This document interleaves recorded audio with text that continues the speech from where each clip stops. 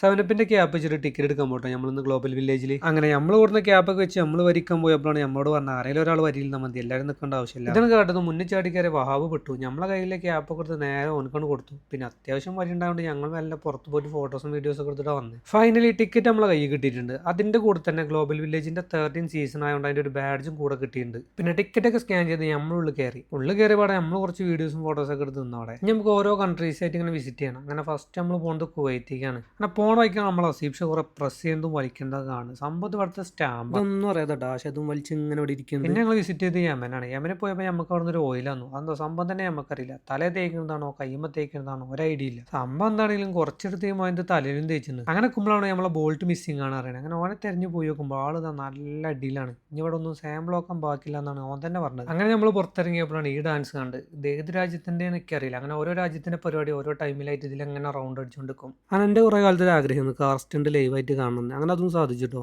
അത് കഴിഞ്ഞോടെ പിന്നെ നമ്മൾ നേരെ റൂമിൽ വന്നു. എന്നാൽ പിന്നെ നമുക്ക് അടുത്ത വീഡിയോ കാണാം.